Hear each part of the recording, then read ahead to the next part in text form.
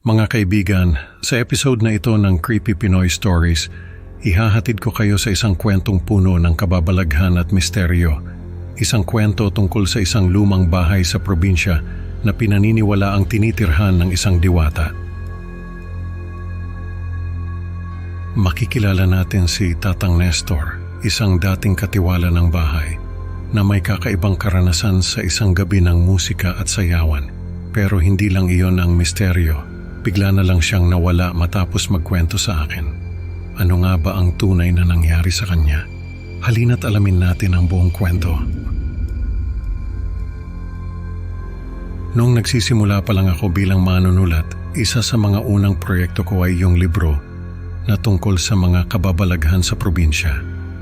Ang ginawa ko ay nagpunta talaga ako sa probinsya at nangalap ng mga kwento mula sa mga residente. Isa sa mga nakilala ko ay si Tatang Nestor. Siya ay dating katiwala ng isang lumang bahay sa kanilang lugar. Maraming kwento tungkol sa bahay na iyon, sabi nila, ay may nakatira raw na diwata sa puno ng akasya sa harap ng bahay. Kaya naman, lahat ng pumapasok doon ay nagkakaroon ng kakaibang karanasan. Ang sabi ni Tatang Nestor ay minsan daw ay nagising siya sa hating gabi dahil may naririnig siyang musika. Tinuntun niya kung saan nagmumula ang musika at natuklasan niyang nanggagaling iyon sa radyo ng bahay. Ang radyo raw na iyon ay sobrang luma na at hindi na gumagana. Pero nang gabing iyon ay tumutunog siya at may sumasayaw sa sala. Isang magandang babae na nakasuot ng magarang damit. Ang hinala ni Tatang Nestor ay yung diwata ang nakikita niya. Nakikinig ng musika at nagsasayaw sa sala. Nung marinig ko yung kwento ni Tatang Nestor, ay nakaramdam ako ng kakaibang pakiramdam. Parang may kung anong bumubulong sa akin na may mali sa kwento niya. Nung gabing iyon ay nanaginip ako. Nasa loob daw ako ng isang lumang bahay at may naririnig akong musika. Napatingin ako sa sala at nakita ko ang isang magandang babae na nagsasayaw. Pero hindi siya nag-iisa. May kasama siyang lalaki na kamukha ni Tatang Nestor. Nagising ako na nagtataka anong koneksyon ng panaginip ko sa kwento ni Tatang Nestor.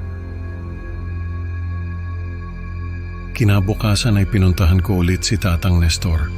May mga kwento pa siyang ibabahagi sa akin. Habang nagkukwento siya, ay napansin ko na parang may kakaibang hangin na umiikot sa paligid namin. Napahinto si Tatang Nestor at napatingin sa paligid. Tapos ay nagmamadali siyang nagpaalam sa akin, may gagawin lang daw siya. Kaya umalis na rin ako. Habang naglalakad pa uwi ay naalala ko yung kwento ni Tatang Nestor. Bago raw siya maging katiwala ng bahay na yon, ay may mga nauna na sa kanya. Pero ang mga yon ay bigla na lang nawala. Ang sabi-sabi ay kinuha raw ng diwata ang mga yon dahil hindi nila iginalang ang diwata. Nanginig ako sa takot na alala ko yung panaginip ko. Parang may bumubulong sa akin na hindi nagsasabi ng totoo si Tatang Nestor. Hindi lang niya nakita yung diwata na nagsasayaw sa sala, kundi nakasayaw niya mismo ito. Tapos ay bigla siyang nawala habang nagkukwento sa akin. Sinubukan kong hanapin si Tatang Nestor pero hindi ko na siya nakita. Parang natunaw na lang siya sa ere. Doon ko napagtanto na totoo pala ang mga kwento tungkol sa diwata na nakatira sa bahay na yon. Hindi lang siya katang-isip. Totoo siya at nakita ko mismo kung paano niya kunin si Tatang Nestor. Sa kabila ng takot ko ay nagpatuloy ako sa pangangalap ng kwento. Hindi ako nagpa-apekto sa pagkawala ni Tatang Nestor. Naisip ko na kung matatakot ako ay para na rin akong nagpasakop sa diwata. Hindi ako natakot at sa awa ng Diyos ay nakaligtas ako sa mga kamay ng diwata na yon. Hanggang na ngayon ay sariwa pa rin sa alaala ko ang lahat ng nangyari. Hindi ko yun makakalimutan habang buhay. Mga kaibigan, ang kwento natin ngayon ay nagpapaalala na ang mga diwata ay hindi biro. Si Tatang Nestor ay nawala dahil sa hindi paggalang sa diwata. Salamat sa pakikinig. Huwag kalimutang mag-like at mag-subscribe para sa mas marami pang kwentong katatakutan.